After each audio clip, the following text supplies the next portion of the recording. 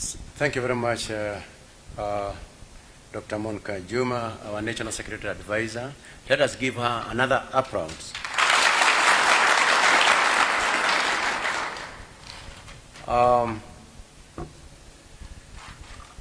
Mheshimiwa, it is indeed a great and heroic moment today as we welcome back our first batch of National Police Service officers who have successfully completed their mission in Haiti.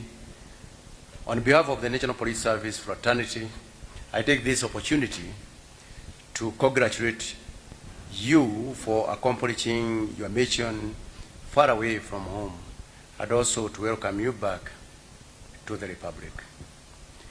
Our CSA, since the deployment of the first contingent, these police officers have courageously executed many operations against dangerous gangs in support of the Haitian National Police. The mission has consistently operated in very challenging and risky environment with the sole aim of protecting the Haitian people. Through the concerted efforts, Kenya's gallant men and women working alongside other MSS mission troops, contributing countries, were able to turn the mission from what was perceived by many as a mission impossible to what is now celebrated as a successful multinational security support mission. I remember these officers when just before they left here, and Madam Monica Juma has mentioned this, that Pharaoh barbecue was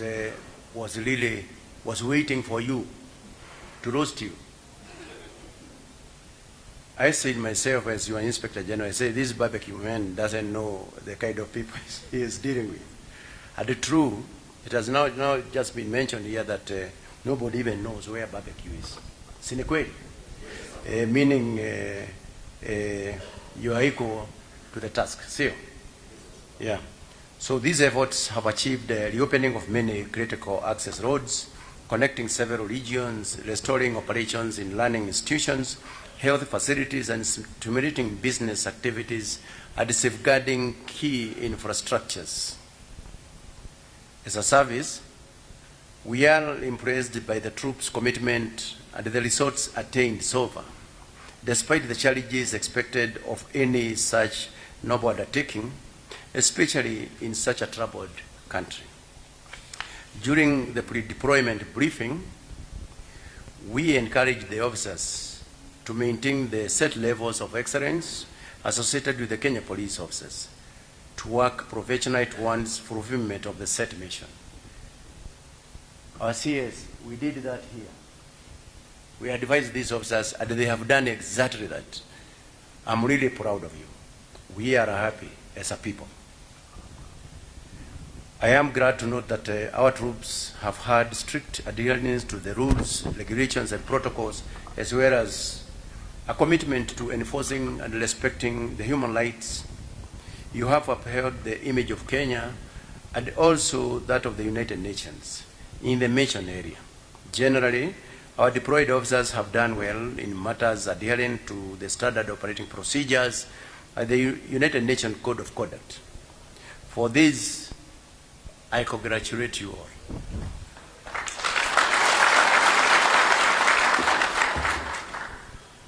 Thirdly, we also salute and celebrate our fallen heroes, our departed sons and brothers who sacrificed their whole.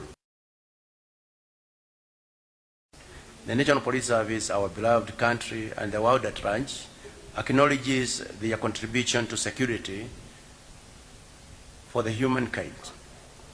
The exit from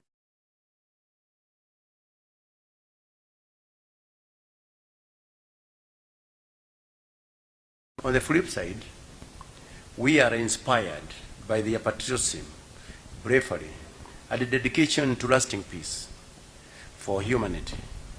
We must work for lasting tranquility within and beyond our borders. We shall keep the fire burning. This is our promise to our fallen heroes, that we will keep the fire burning. Ama namna gani? For the departed, may their souls rest in eternal peace. To you, dear officers, I urge you to acknowledge our God and your families. Besides good training, equipment, cooperation, and excellent command, it takes the heart of God and moral support from the family unit to deliver the success we witness today. As you go home, it is important to appreciate the members of your family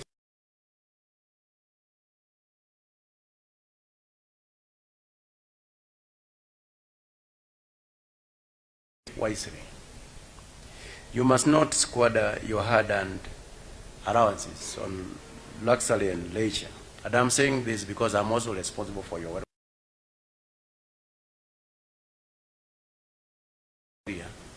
You have come back home. I must advise you that whatever you could have saved, please use it wisely. Ama namna gani? Tutumie vizuri iweze kutusaidia. Si ni kweli? Yeah. So I have said that you must not squander your hard-earned allowances on luxury and leisure. It has taken blood and sweat to earn that which is in your accounts. Invest in areas that will change your well-being and your future. I am certain many people will even befriend you now with the aim of getting some money from you. Please be advised. On matters career growth, the National Police Service has not forgotten you. A good number of you have already been promoted on merit as recommended based on exemplary performance of duty. Also, thanks to unrelenting efforts, support and wise counsel from our Cabinet Secretary, the Honorable Kipchumba Murkomen, many other officers who had stagnated in various cadres for many years have now been promoted on merit to the next respective ranks. I mean, there are those officers, your colleagues, 50 years and above, who have actually been now promoted on merit because they have served for the many years. And this has come as a result of the recommendation that were given by our Cabinet Secretary and approved by none other than Haiti, the head of state himself. And that's the reason why you find that amongst your colleagues, they have already been promoted. Amongst your colleagues here, you have also been promoted. And that will continue because it's also part of welfare within the entire service. Therefore, I encourage you not to lose track on your career development, improve your competencies, and work professionally. For you are the future commanders of the National Police Service. In conclusion, the National Police Service is ready and committed to supporting the gang suppression force in Haiti. The mission stands as a beacon of hope for a brighter future in Haiti. Together, we will make Haiti an orderly country. I also take this opportunity to wish you a Merry Christmas and Happy New Year 2026 as you proceed home. Please enjoy responsibly.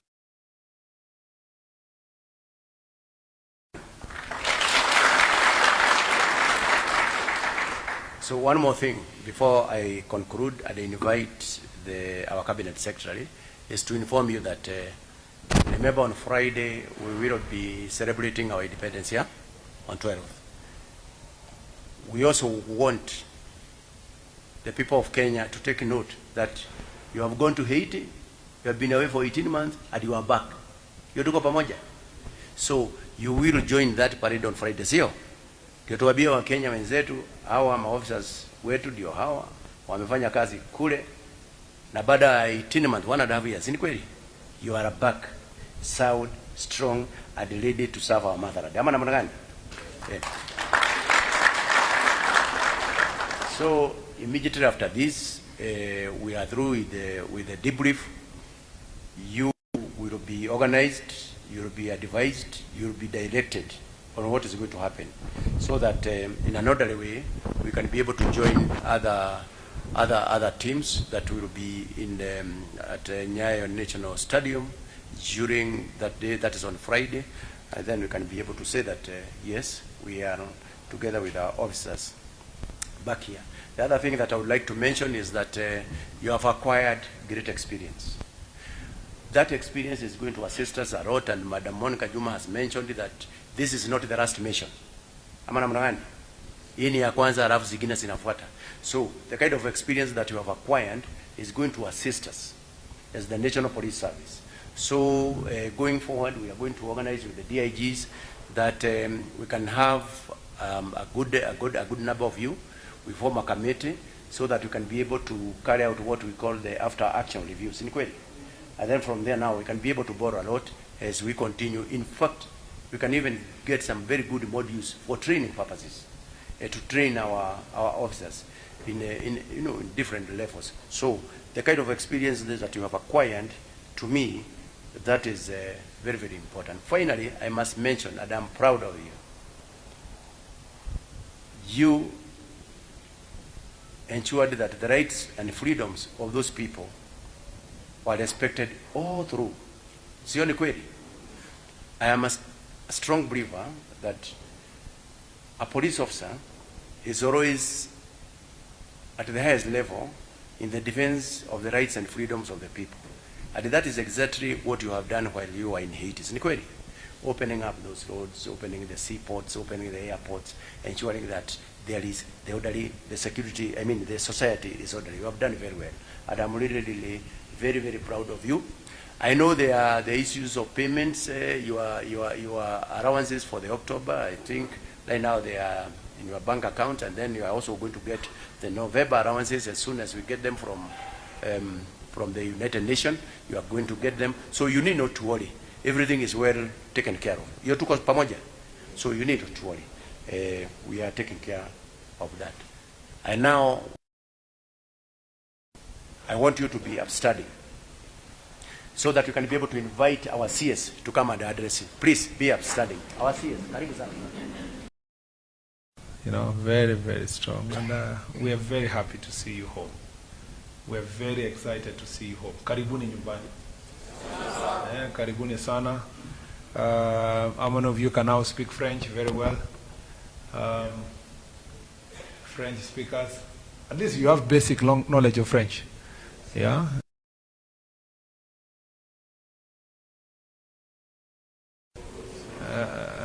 You can say your name. Je suis Mwinga SSP. We are really very happy to see you home. When you went to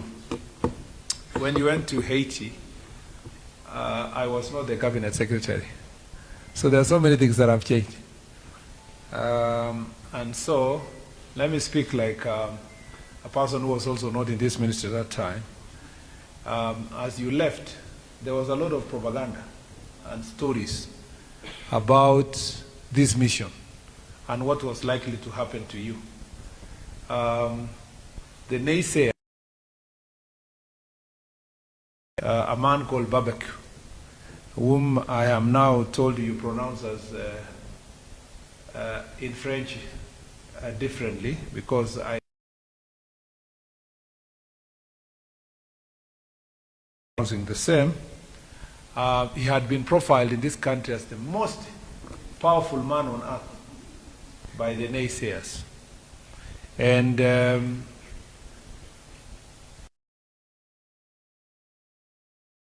created social media stories of how Kenyans were going to return, and yourselves return in numbers, having been butchered by this man. When you left,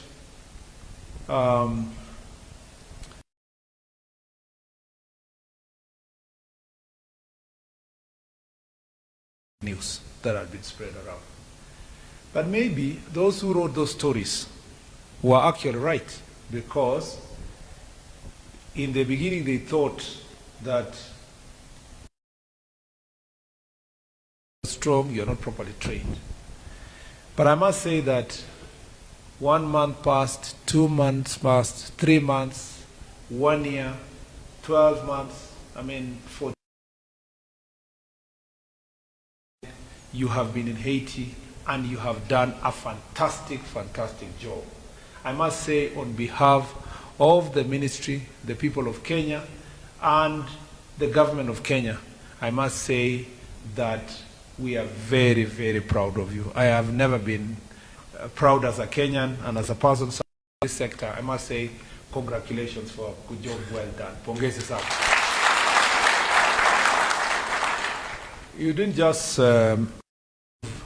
our critics wrong. You actually exceeded expectations of everyone in the world. For many years, I think we have never really appreciated who we are.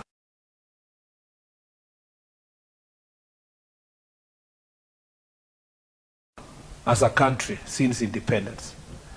And we never appreciate the investment we've made in our country, in our police service, making it professional, the level of training, the level of expertise. It is only through this multinational security support mission that we have tested and proven that we are the best trained police officers on earth. Not just in this country, on earth, having conquered areas that many people tried before and they never succeeded. And therefore, as I speak here, those who have been berating us for praising police officers, I am here standing here to tell them, here is the evidence, here are the men who have proven that what we say about our police officers is the truth and nothing but the truth. And I want to say congratulations. Asanteni sana.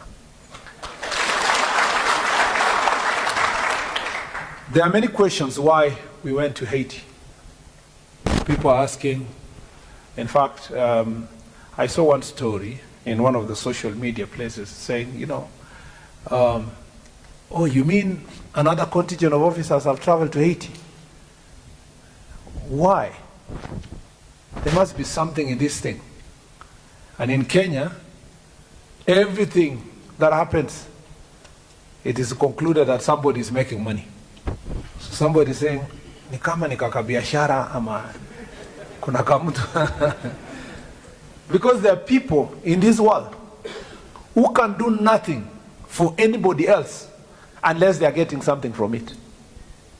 There are people who cannot extend any act of kindness. People who think that for everything you do, you must do it for purpose of payment. There is a reason why this is called a mission. A mission denotes compassion, denotes giving, sacrifice, helping others. We went to Haiti because we believe that we are part of a family of nations.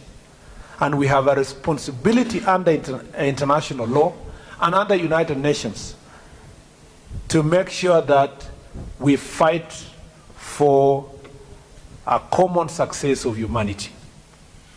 We share values. Haiti may be far from Kenya, but we have a common shared values that transcends nations, tribes, regions. And when there was that call, like the Bible says, it says that whom shall I send? Whom shall I send? It is you, the 250.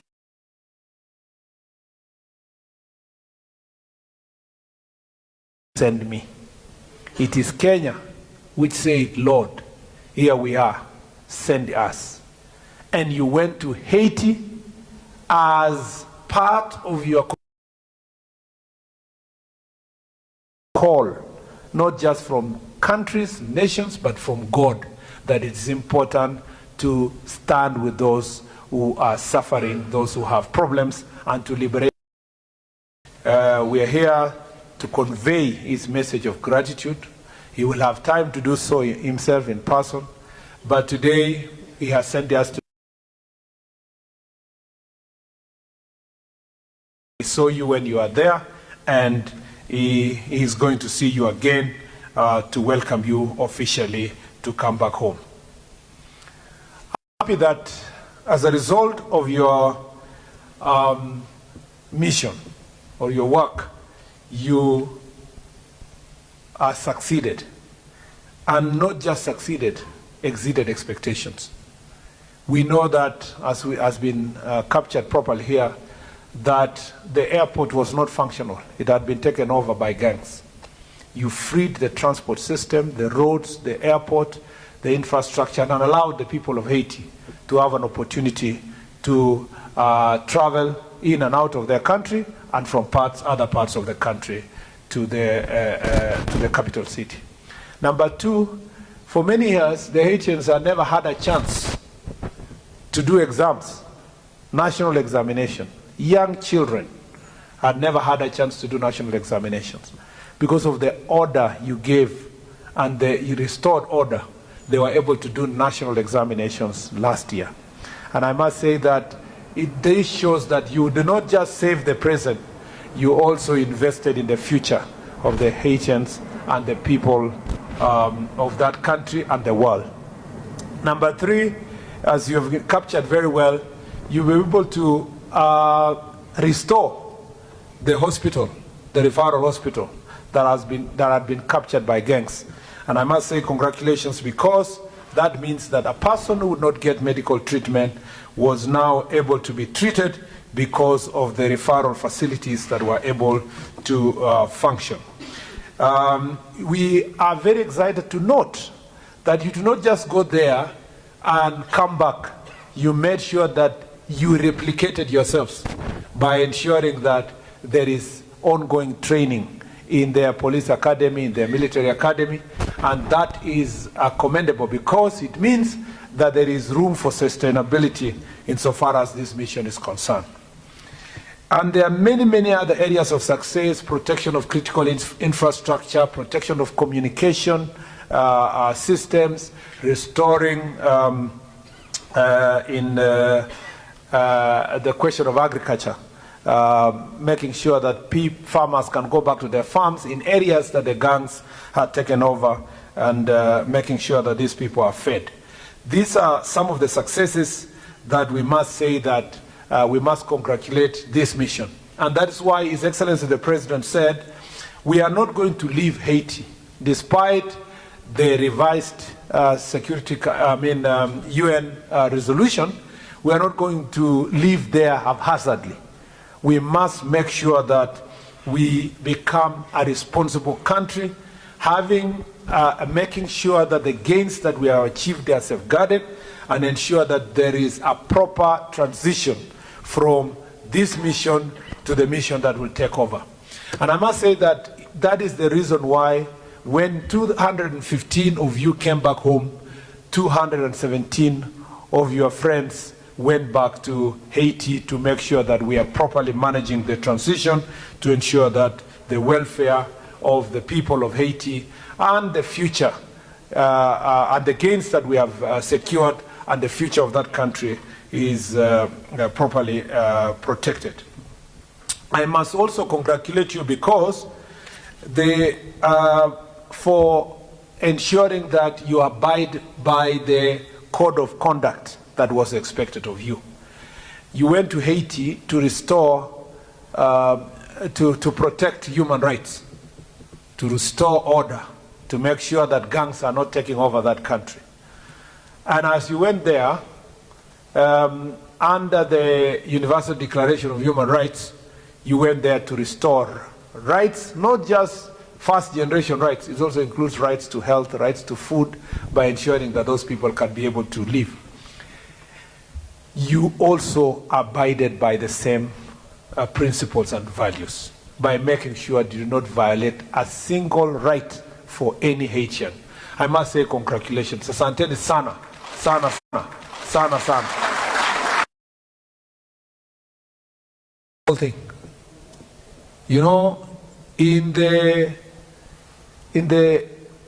annals of history, your names are inscribed. You will always be studied, not just by your children, but the children of your children and people all over the world in different languages, in English, in French, Spanish, and Portuguese, and many other languages, Kiswahili and many others. They will study the mission. They will ask themselves, How was it possible that men who came from another country operated in another different country for 18 months without a single violation of human rights? You know that all over the world, including here in Kenya, some missions, including training places and so forth, people violate rights. And after that, you have cases that courts to create global crisis. You went there and kept your standards very high. And now people know all over the world that Kenyans are making sure that apart from the work that you did, you multiplied yourselves by making sure that those you leave behind will have lessons that they can take beyond your mission. The other thing is that just not human rights violations, is also there were no sexual abuses. And that is an area that everybody was really holding their breath to make sure that we do not come back with bad reputation as a result of sexual offenses that were going to violate the rights of men and women in that country. I recognize the challenges you faced insofar as the equipment and properly have something to be remembered. You must invest in something that your family will remember and you will also remember. Don't be in a hurry. You can consult someone to say, what can I invest in? Please don't invest in betting and many other vices. My grandfather fought in Second World War. And so when he came back, there are certain valuables that he bought that he kept and cherished until his 80s. There are also people who went to fight in Second World War, and because they traveled out of the country, they became very famous in the village because they have ever gone to Haiti and come back. So you are heroes. And being a hero comes with power. And so you must be able to control power. And if you don't control power, you will get home, and power will tell you, this money you have earned, however little, moderate, and you have earned in dollars, that for you to feel it well, you need a second wife. Yeah? And I'm not saying, something that can multiply for future. You can sacrifice. I know you have many challenges, you have many issues you have to deal with, school fees, other things, debts, and so forth. But you can pick a portion of what you have received, a critical portion, and invest in something that one day when you retire, you will tell people, you know, I went to Haiti, and this is how I ended up having this property or having this investment that has protected my family and myself. The welfare issues that have been discussed, IG, I hope, because these men, they arrived and I'm sure they just wanted to go straight home.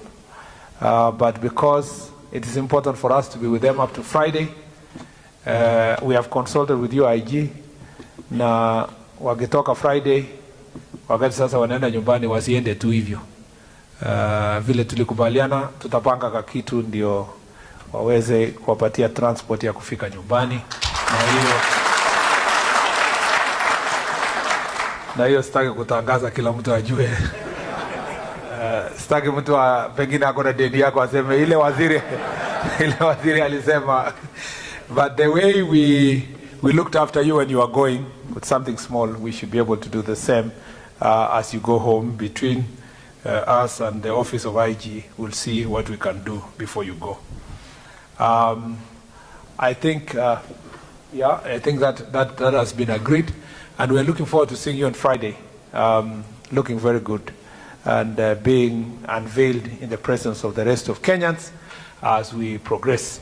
The 217 men and women who went to Haiti after you are going there to facilitate a smooth transition, and we as men and women, and sending them to go and perform this duty. I want to thank the National Security Advisor, whose office was very critical in this mission. Of course, I want to thank the Deputy President, who played a very critical role as a Cabinet Secretary for Interior when you are leaving.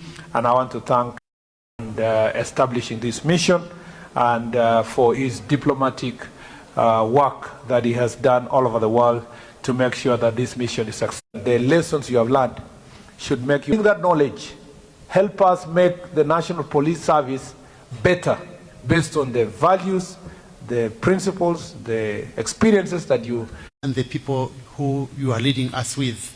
We see leadership in its true element, and we thank you, Mheshimiwa Waziri, for that. Allow me, sir, to the Interior and the National Administration, Honorable Onesmus Kipchich, Murkomen. Our is not an office for the faint-hearted, and you are strong, and we have seen Samuel Ruto. When we were leaving, he gave us fatherly advice, and he told us that as we go to Haiti, we are going to provide service. See, while we were away, we had to communicate with our families. We arrived in a country whereby internet was a problem while we were away. We don't take it for granted. Also, I want to, otherwise, sir, I'll not say much because I want to say we don't take it for granted for your presence. Out of your busy schedule, you found it necessary. On his shoulder, dominion rest, they name him Wada, Councillor, God of Hero,